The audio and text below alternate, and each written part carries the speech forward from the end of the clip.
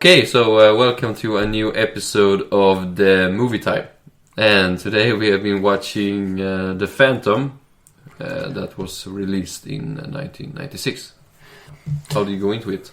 So The Phantom is based on this old comics book by the same name. There are, I don't know how many, but there are a lot of Phantom comic books at least. I think it's one of the first superheroes in quotations, because he's not really a superhero. But Are you a fan of Phantom?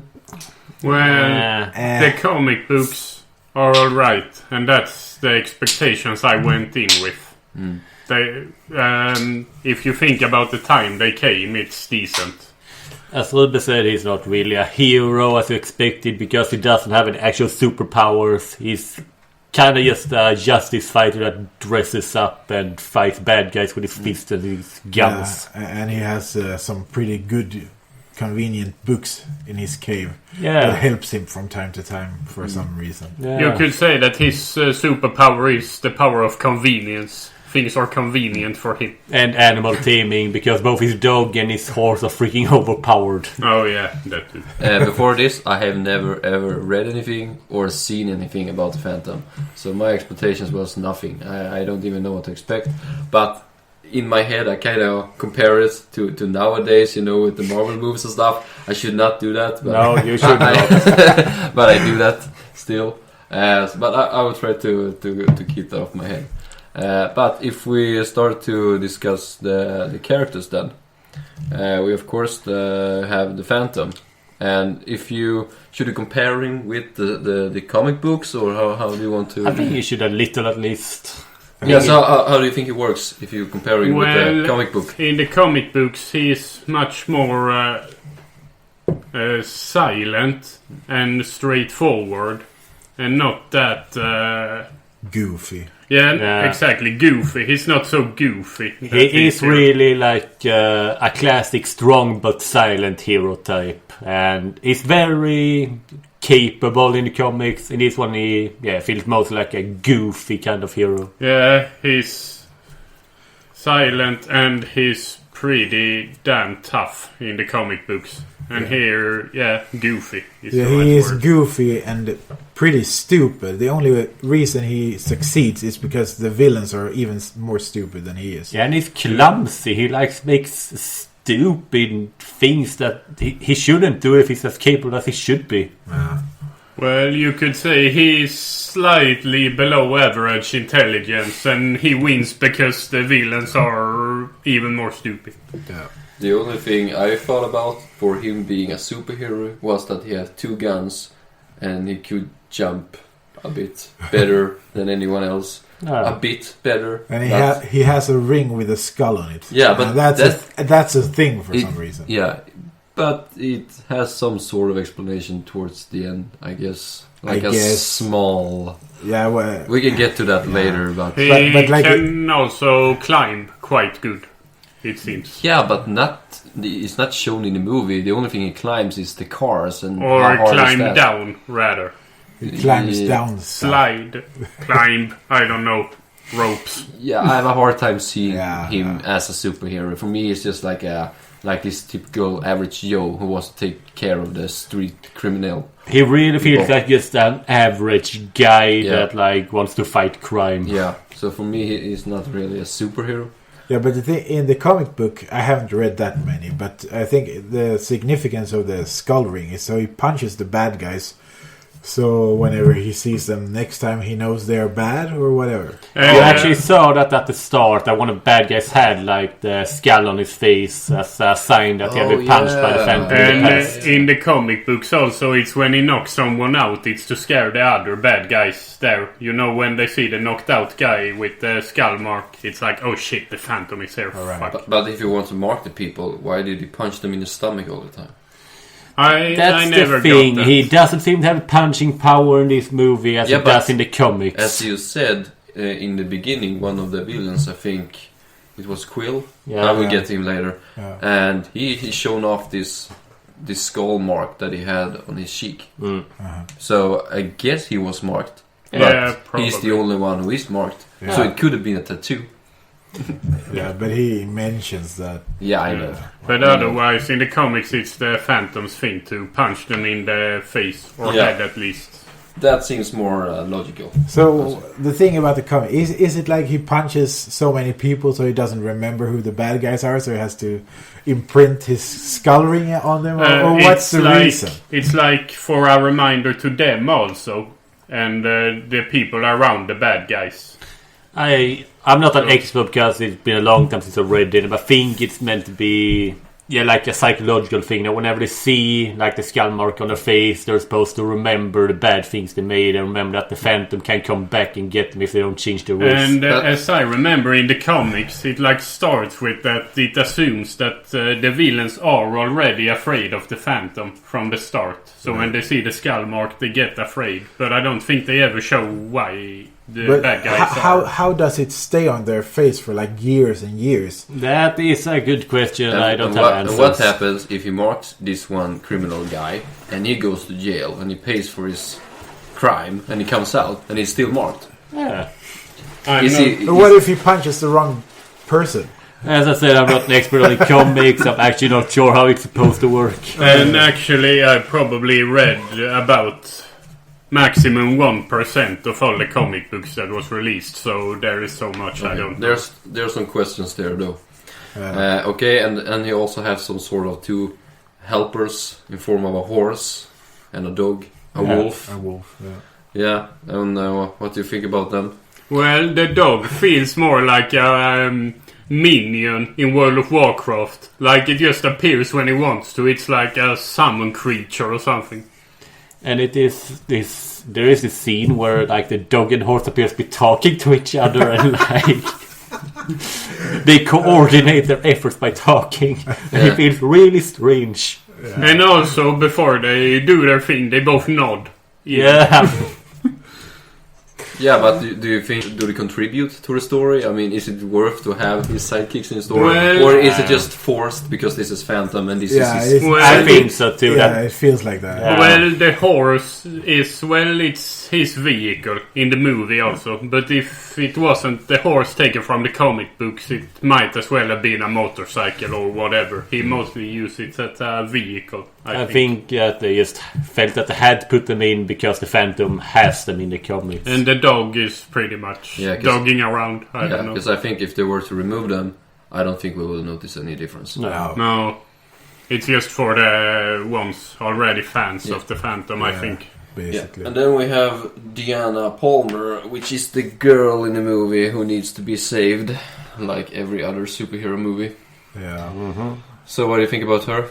Well, when she first appears, she had a conversation that seemed really irrelevant to everything. She was talking about some sandwich she was eating, I think, to some guy. Yeah. I mean, she is like a plot device in this movie, of course. But what differs from her to other girls in other movies, which are in a similar situation, to be saved, is that she is a bit tougher and she wants to take care of herself.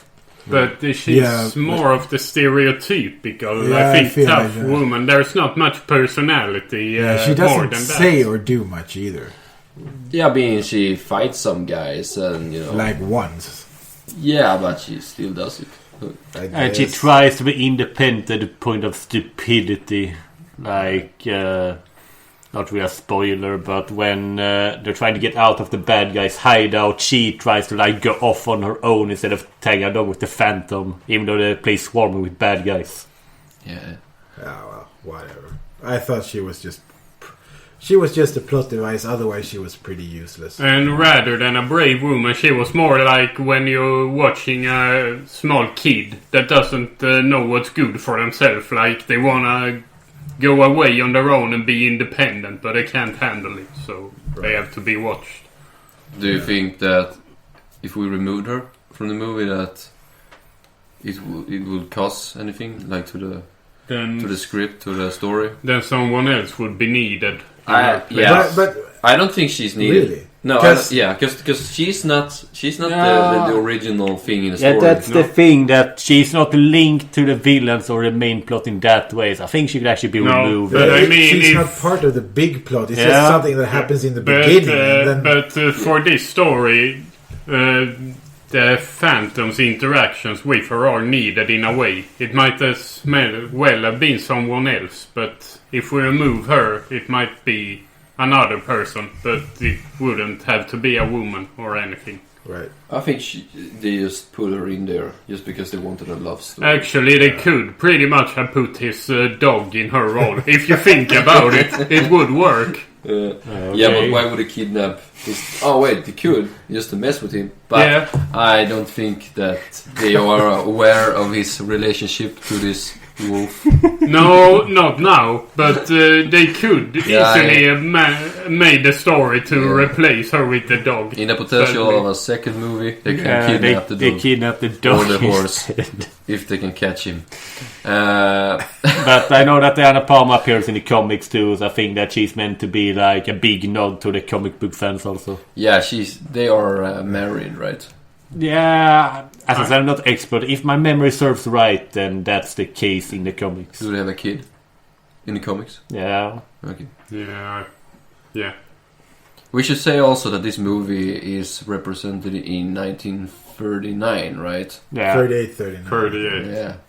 I saw 39 on a wall. Yeah, but first I think and I guess 38. It doesn't matter, 13, 39. Yeah, but I mean in comparison to the comic books. Yeah, I actually can't remember what year that is. Yeah, me neither, but this movie was around there.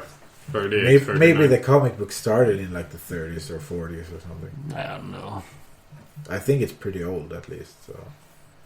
I think it must be the 30s, because like Captain America is from the 40s, and I think he is older than Captain America. He's older? Yeah, the comic is older. Oh, yeah, okay. Okay, and then we have the bad guys in this movie, and the baddest of them all is Drax. And Drax is this some sort of corporate guy who wants to take all of these free skulls of Tuganda in order to gain an army. Or something stronger than an army. Something that's more powerful than an army. Yes. It's supposed to be 1,000 times more powerful than most powerful energy source on the planet. Why does he want to retrieve these free skulls? Well, who wouldn't? Yeah, rule the world, I for guess. For power, it's not really specified, I guess. Yeah, exactly. And now we have this problem of people wanting to rule the world for some reason, and also want to do it in some sort of dictator way. And gain something like this weapon in order to control people. That seems to be like a general thing among these kind of movies. Yeah. And well, he's a corporate guy, so I guess corporate stuff. I guess he wants riches. But before this starts with him trying to retrieve these skulls, he seems to be already a powerful man. He seems to be very, very rich. Yeah, very powerful with his cooperation with the mafia or whatnot. And I mean, do he need more? I mean, what is? I mean, if you look how people work and the real world works, even though people are powerful, they want to be most powerful. Yeah, they always want to be more but rule powerful. the world. It seems hard. It's so stupid. Yeah, but he's meant to be a typical comic book villain. He's just a stereotypical. Because people wanting to be most powerful when they already are powerful, that's natural. But rule the world is a bit, I don't know, weird maybe. Yeah, and we know that he would do it in a bad way. He would rule the world and be like this messiah. He would be like Hitler on a global scale. Yeah, pretty much. Yeah. Hitler. And we don't know who we would discriminate. Probably most people. Do you like him? No. No. You think he's good? Well, if you put aside his he rule the world, he doesn't have any depth at all. No. And he's pretty stupid as well. Yeah. He's shallow and stupid. There's not much more into him than wanting to rule the world. I mean, I think he has some sort of personality. I mean, he's quite funny in a way. I mean, he always like enters a situation with being like this. I don't really give a shit, and try to be like, a bit cool about it. But I would want some background on him.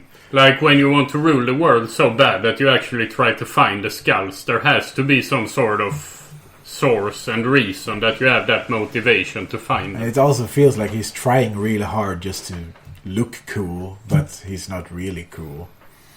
He's just trying to be cool. Every guy's old man. Right, he's like your dad. Yeah, he's like when your dad tries to impress your cool friend. And we can mention Quill and Sala and the Great Kabai saying too. Can we only point out, like we point out, that it's kind of funny that two of bad guys called Drax and Quill, like in Guardians of the Galaxy. Yeah, it's kind of weird coincidence. Yeah. Yeah, but also okay. So Quill and Sala is his sidekicks. Yeah, they're the bosses under him, basically. Yeah, it's not much to say about them. I mean, they try to bring the skulls to him.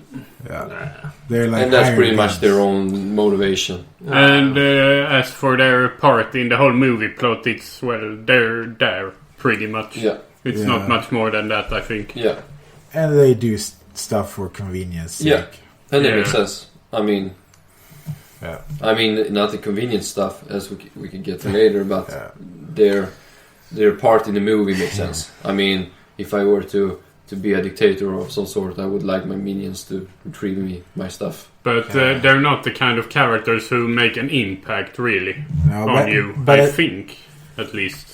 But at least they're not the stupid underlings like the Super Mario Brothers villains. But that's probably because the villains are just as stupid.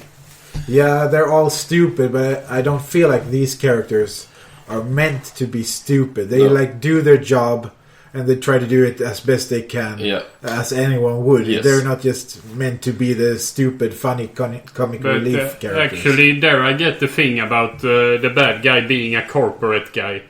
Like, they are more like employees and underlings rather than servants or minions. Yeah, they're like hired mercenaries. Yeah, I actually like Quill more than the others because he actually has like some kind of background you find out a bit more about. Because he keeps saying it in every scene. Yeah. We'll get to that later too. Yeah, we'll get that later. Yeah, and then we have the Great Kabai saying, as I mentioned shortly, but he's just like this bad guy in another part of the movie. He's just a plot point. Yeah, he's a plot point, and it's not much to say about him. No, we also have the Phantom's Gura, whatever. Gura. Guran, he actually is a pretty big part of the comic books. Yeah. Guran, it's the Phantom's friend, pretty much. He's called Guran, or however you pronounce it. Not Guran, not Berra.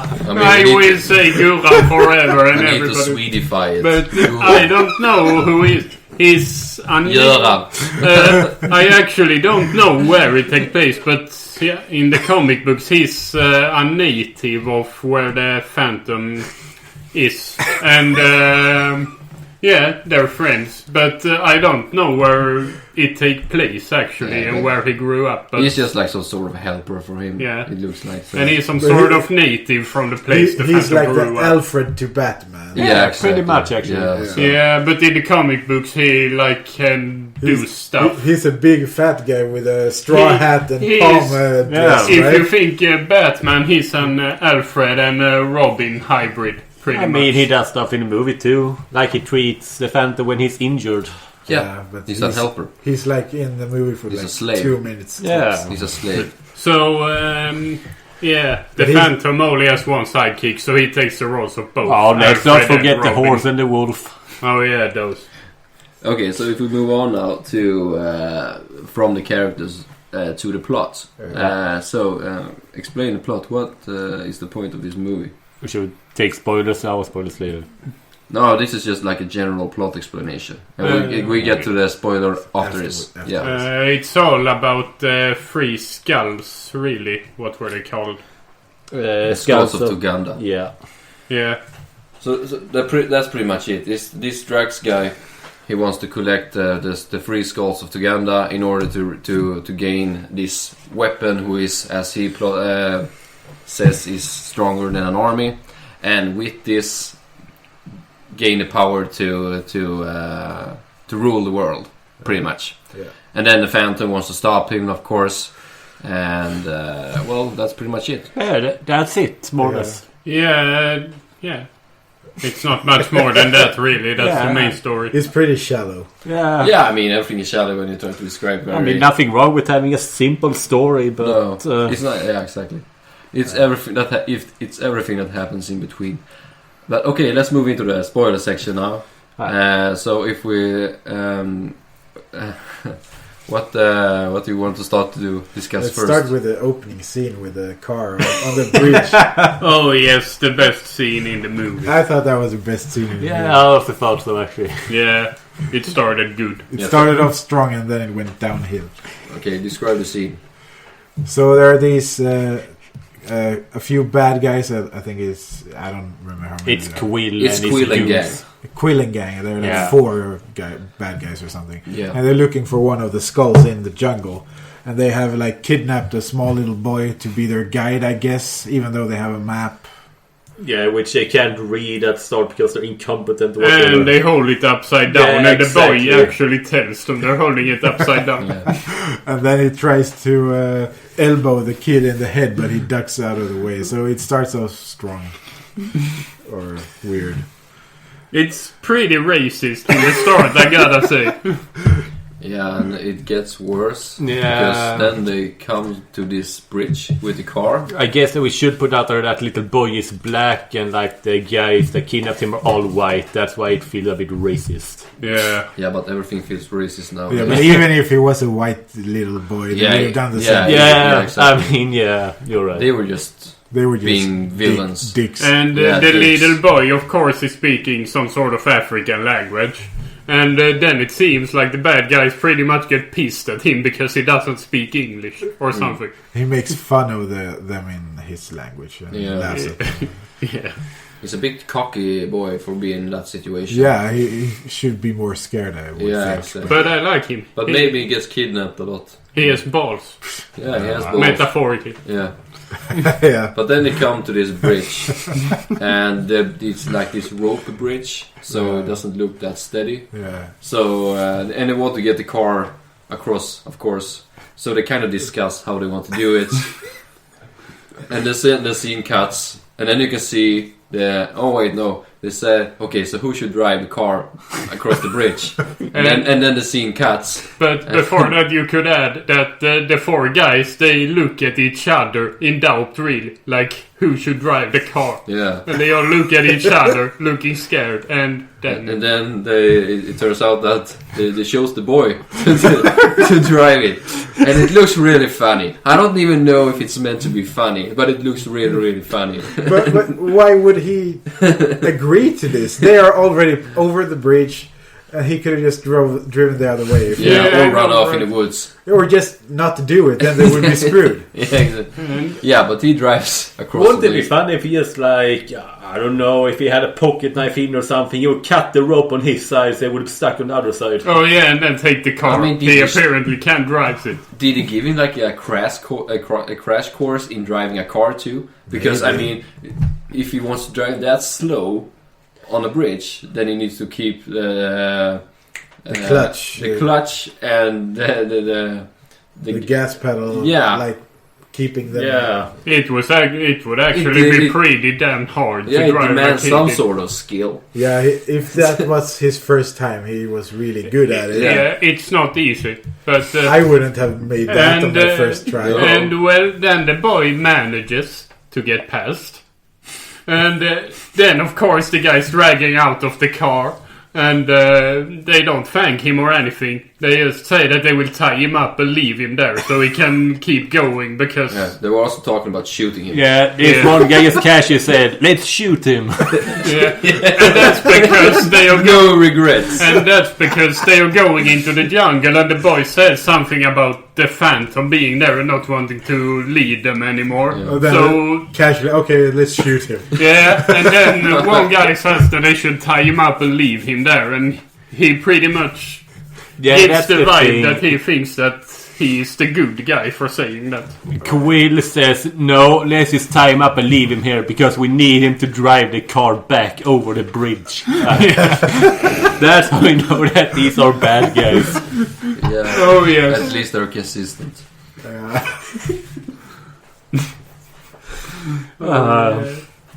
Well, eventually they find the cave and they look for the skull. And one of them finds it, and then a skeleton strangles him, and that's it. It's not mentioned again, and it's like the only real supernatural thing that happens in the movie. Yeah. Skulls aside. Yeah, skulls aside, it's just a weird skeleton strangling the guy, so he dies. Yeah. Yeah, and the skeleton never moves again after that. Yeah. And he's so casual. I think it's Quill, and he's so natural in his response. It's like, oh, what happened? I mean, that skeleton strangled him to death. Oh, Okay, let's go. And when the Grab as much loot skeleton, as you can. and when the skeleton did that, I was thinking like, oh, magic, that's gonna be a thing later. And well, I thought they would release like 10 skeletons or something that would like approach them or attack them. yeah, or but it anything. was nothing more. Nothing maybe, happened. maybe like an army of skeletons were guarding the last skull or something. Yeah. I mean, could have been cool with a scene at least where they like try to escape the zombies trying to get them for stealing their loot. Yeah, maybe it's too supernatural for the comic. I don't know how supernatural. because- If I remember right, it's not very supernatural. Because Yeah. when they try to escape, then the Phantom chases them because they took the skull. Yeah. So I agree, it would be cooler if the skeletons first tried to catch them, zombies or anything, and when they fail, the Phantom comes. It would be more dramatic, I think. Maybe they just realized that, oh shit, it cost a lot of money Yeah. just to do that little bit. Yeah, it's just that detail felt a bit strange if it was only that. Yeah, maybe it would have been like another trap, like Indiana Jones. Yeah. trap. If he would have removed the skull and then something would have crushed him or whatever. Yeah, it would have been much better, or it was some kind of pitfall trap or something. And it would be better if they had traps in the beginning, because then when the Phantom comes, it would be like, alright, the traps failed. Then let's bring in the big guns. Here I come. But something. later on in the movie, it appears like he didn't even know that the skull was there, where they were looking for the skull. Yeah, and they just found a cave like there in the open. Yeah. And inside the cave was Of course, there the was skull. the skull they were looking Yeah, for. and Phantoms looked surprised too, like he wasn't realizing that it was there. I mean, it's a bad hideout for the skull, who is that important for the world. Yeah, and the Phantom, the so-called hero, when he appears, there were 4 bad guys, regular humans, everything, and he could barely take those 4 guys. Yeah. Barely. And he's supposed to be the hero, like... Yeah, he's Cool, a hero, yeah. but not a superhero. Yeah, he's a hero with a horse and a dog, and he could barely take 4 guys. But in this one scene, he climbs in the trees faster than the car can drive. Yeah, Oh, yeah. that's Yeah, weird. But, that's a scene that I was But talking about. that's Tarzan vibe on that chick. Tarzan stuff. Yeah, I don't think Tarzan even could do that. Well, maybe not, but he has the monkeys he can talk to. The Phantom doesn't have that. Maybe the monkeys are slinging him from tree to tree, so he doesn't even have to do anything. Who knows? Whatever. It was stupid, but he caught up to them. Maybe that will be one of those good movies in the future. Tarzan versus the Phantom. Yeah, but We'll see. the Quill gets away with the skull, and the other bad guys are captured at least. Yeah, like expected. So Quill, I guess, delivers the skull to Drax. So then it ships to New York, where Drax is. And then... they were having a meeting. Yeah. Long story short, the Phantom, using his alias Kit Walker, goes after him because he reads in his book about the skulls and he realizes Drax is trying to collect them. Rather, someone's trying to collect them and wants to stop them. And then Drax sees one skull and then he sets out to find the rest. It's really funny how they find the second skull. Yeah. You pointed out something Yeah, good about it that. felt like a plot hole first, or like they were looking for this first skull deep in the jungle and the caves, and then all along the second skull was in the museum in New York, Yeah, close by. close by, like 100 meters from their headquarters or something. Yeah. And it seemed like they knew about it all along, but now they took it after they found the first one. I don't know. It felt weird. I don't know, but Yeah, why not just get the museum one first?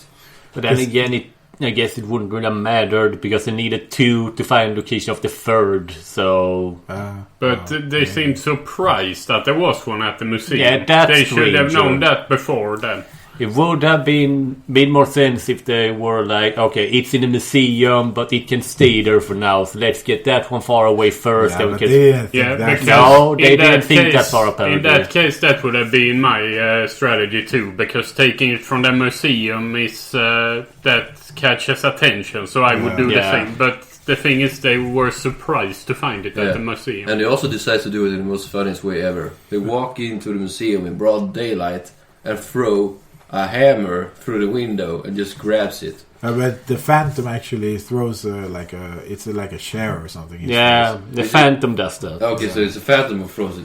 Yeah, he finds it, and then he walks out of the display area with the skull in his hand, and then they have guns pointing to him. Yeah. So Drax and his thugs appears and steals it from him at gunpoint. He made a broad daylight inside a museum, and people around don't really seem to care. Yeah, that's also one thing that looks like they don't have much money in this movie. Can they just realize that, oh fuck, this is going to be like some Mission Impossible shit, and it's going to be very expensive. Let's do this. Just do this instead. Will it work? Curse. Why not? Who cares? So the police in that city, I don't know, they don't seem to do much. They To don't be care fair, about it seems anything. like the police chief of New York is like in a Correct. Drax conspiracy, so... Drax is paying them off. I think. Yeah, but that's unrealistic too. Like one corporate guy bought up the old police, and he still feels the urge to control the world. He pretty much do already in that Yeah, at case. least he controls New York. Speaking of stupid Yeah. things, this is where Drax has 2 skulls, and as they say, when you have 2 skulls, they're gonna point out location of the 3rd. And conveniently, the 2 skulls, they like... Shoot a laser. They shoot a laser from their eyes at a map on the wall, and they point out a location on that map. And of course, it's just where they found the second skull. It's conveniently like above where they found it. Yeah, like, what if there was no map? Yeah, what would happen then? He would just not shoot anything, and they will think it wouldn't work. Yeah. Or they would point where there was a map and then lead him. Or they would simply do nothing and wait until he Just was this close to a extremely map. long laser, and they just follow it, and then it points towards a map at the end. Yeah. Or they would do nothing and just wait, and when he was close to a map, they would do it. Yeah. Or it begins to like spell letters with their eyes, like, to get location. Yeah. I don't know. It was Or stupid. coordinates, like numbers. It would have been too expensive. So, or they could like project a map, you know. Yeah, whatever. Yeah. But I guess this works. I mean, it works it because- worked, yeah, but It worked because there Well, was a doesn't map, make yeah. it less stupid. well, barely worked. I'll let it pass at least. Yeah. It's fine, I There are a guess. lot of conveniences in this Yeah. movie. Everything happens because of convenience. Nothing happens because they're smart and figuring stuff out. Or It's just strategy. It's just that things happens. to work out for them. Yeah. Yeah, exactly. And that's why he's a superhero. Convenience. But it's not only for him. Things just seem to work out for the bad guys too, except when they get defeated in the end. Yeah, because they found it points to this map and a small island in the map that no one has ever found before, and then they jump into a plane and fly to the island. And the first place they land on, they walk into a cave right next to the plane, and there the last skull is. Yeah, that's very convenient. Yeah, they knew exactly where they were going. Out of that map on the wall. Yeah. So, yeah, I think that's why both the bad guys and the Phantom and his friends get further than the regular people has ever done, because it's convenient for everyone. Everything works out for them. And they get there. The plot progression in this movie feels very weak because it does feel realistic, because things just happen because it's convenient. Yeah, there's That's bad writing. Yeah. There's no figuring out anything. No. It seems to be a bit lazy writing. Yeah. I mean, if you can't like figure out a good way to solve it, add convenience. Like now the taxi driver comes from nowhere and saves you.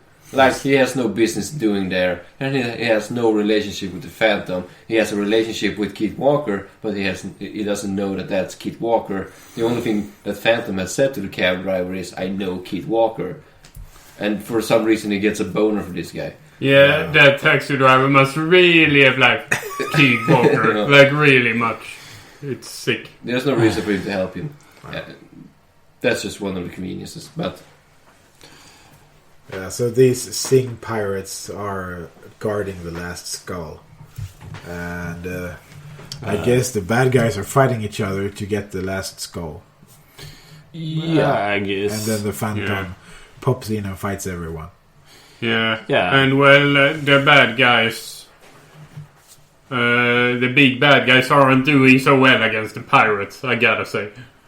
And then conveniently the evil lady turns good for some reason. That's just for convenience. So it's like this. Okay, evil corporate guy comes into a cave full of pirates with swords, and he tries to negotiate with them to get their skull.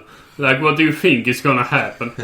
Yeah, especially since he brought the other 2 skulls with him, and the pirates also know that the 3 skulls give great power. Yeah, and they're a small army of pirates. Like, and how then do we like think 5 guys or 5 bad guys. Yeah, how does he think he's gonna negotiate there, really? But he also mentioned a 4th skull. Yeah. Was that the pirate did. Yeah. But was that Phantom's skull? It was, I think. I think the main is Phantom Skull Ring. Yeah. And the bad guy, it's fun. He says, "I know everything about the skulls." And then the pirate says, "There were 4 skulls." Yeah, I know everything about these 3 skulls. Yeah, but there's 4. And he's like, "Holy shit. I did not know that." I did read that on the Wikipedia page. Conveniently, that's the skull the Phantom has on his ring. Yeah, it's very convenient. Yeah, then he has some sort of Harry Potter, Voldemort struggle in the end. Yeah. And the fight scenes in this movie... It's very anticlimactic. They look very poor. They're very cheap. Yeah. The pirates don't use their swords, pretty much. They use the handles of the sword when they fight, really. Yeah. And they also fight in slow motion. Yeah, they do. They should try to use the pointy end of the stick. Or they can, like, bring pistols also. Yeah. Wow. And, the Phantom does some real nice gangsta 50 Cent poses with his guns. Yeah. But the pirates, they have cannons and swords, but then they also have high-tech submarines, but no guns. Yeah. Yeah, but, the budget. Right.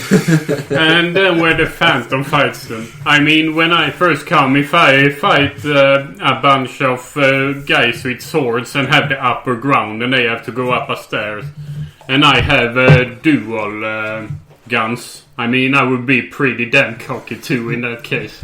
It's not superhero. Yeah, he has some nice poses when he shoots the pirates. I mean... He shoots them with crossed arms and such. He shoots like a rapper. Yeah. The funny part is that he thinks he's so good.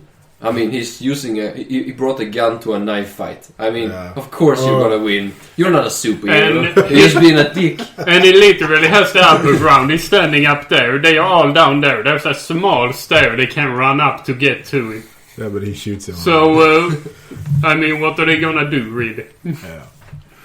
No. Yeah, well, okay. So, in the end, then Drax managed to get the 3 skulls together, and it starts shoot some green laser and evaporates people. Yeah, it evaporates the quill. Yeah. And actually quill. Yeah.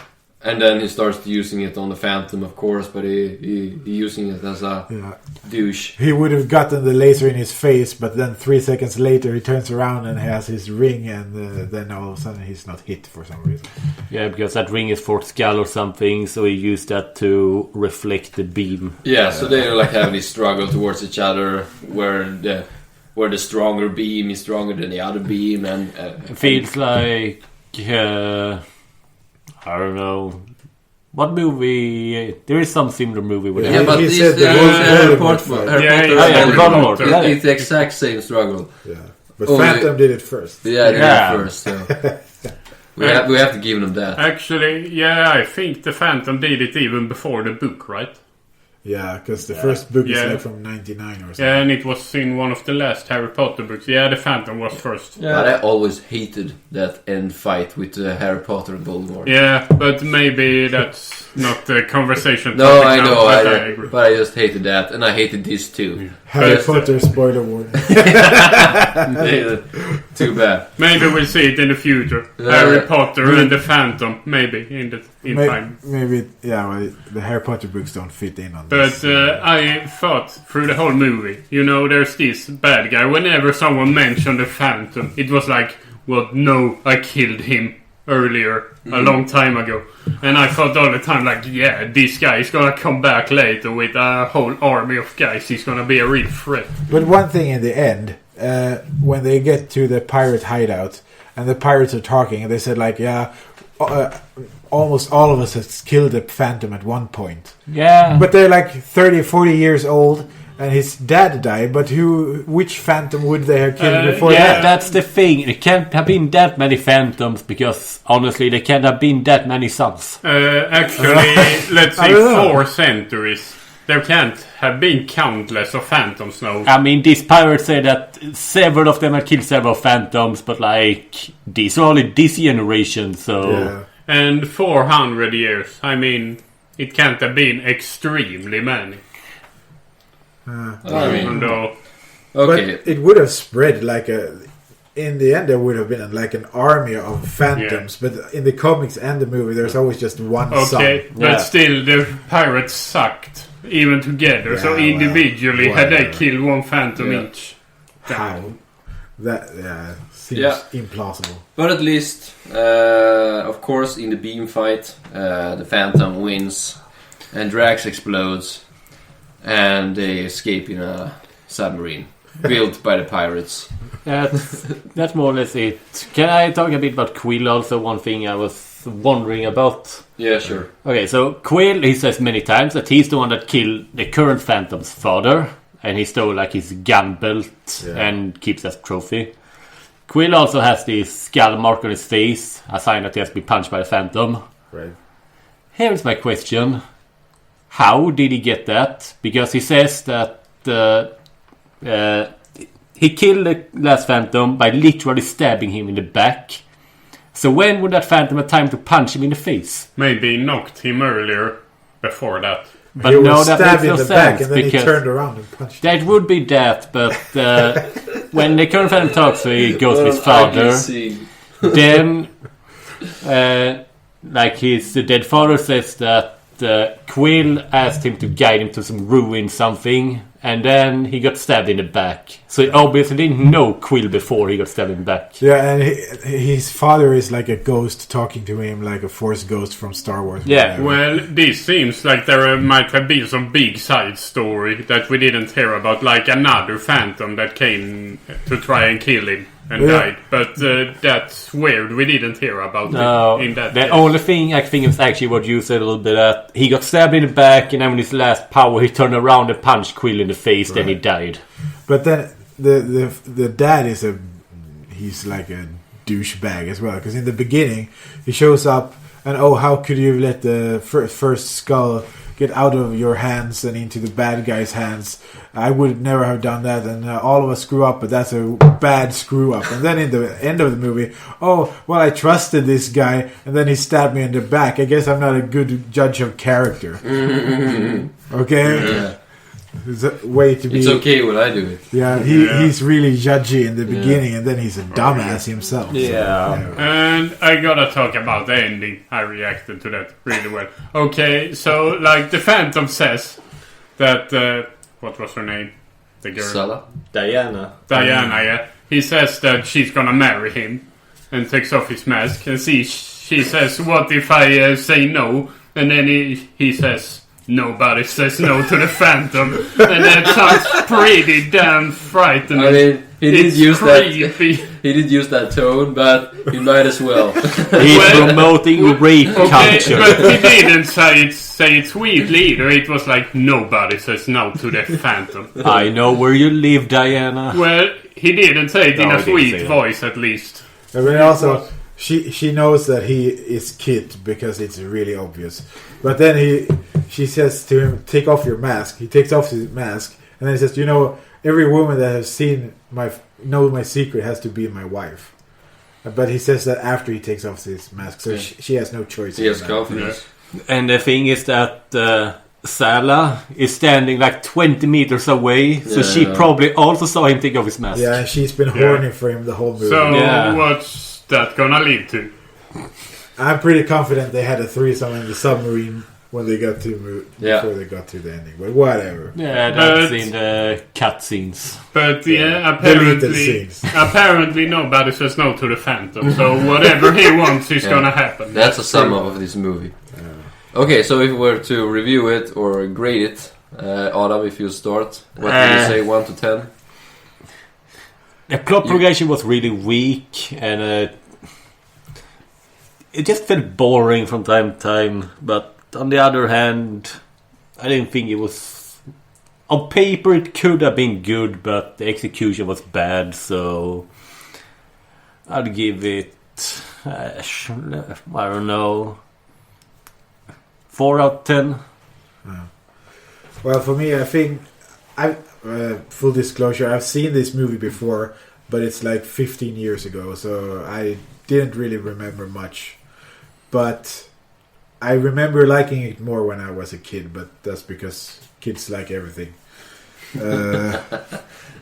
And like you said, the plot progression is pretty weak, and all the characters are stupid. Even the main character, it's just that everyone else is more stupid. And there are boring moments, and everything is convenient, and it looks cheap. I don't know. I guess a 4 as well. Well, as Ruba said, everyone is stupid, but the bad guys are more stupid. So he wins on having almost average intelligence. And convenience. It has its entertaining moments, especially the early scene with the poor little boy driving That's the car. the only scene. But otherwise, I lost focus a lot of times because it was boring. 3 or 4, since it came a long time ago in the 90s. Considering then, I guess I'd give it a 4 too. Yeah, and for me, well, I need to compare it in the way that we are watching the other movies, which are really bad too. But I thought that the plot was okay, and the story is easy to follow. I think the editing is good, and I think they are filming it in very good ways, so it's easy to follow. The thing that I have a problem with is that I can't see him as a superhero, the Phantom, and I think he's very flat as a person, and because of that, I experienced the movie to be very boring, and nothing really happened. So, well, of course things happened, but the experience for me was that nothing happened, and I got bored during the movie. But still, it's far from the worst movie I've seen, so I will give it a 6 out of 10. Right. All right. So with that said, any last words? The movie was best before the Phantom showed up. Yeah, I agree in that. They 10 should just minutes, move whatever. on with that. I like the bad guys. Quill They were guy. more compelling characters. If we just followed them on some journey. You know, they felt like your Dungeons and Dragons characters. Yeah, Could have maybe been a whole movie about them. maybe that's why we like it. Actually, they could have taken this whole movie story, written down, and developed it and made a somewhat good movie of it. Yeah. But they made it so thin, all characters, everything. Yeah. Okay, so see you next time. Bye. Bye. Bye.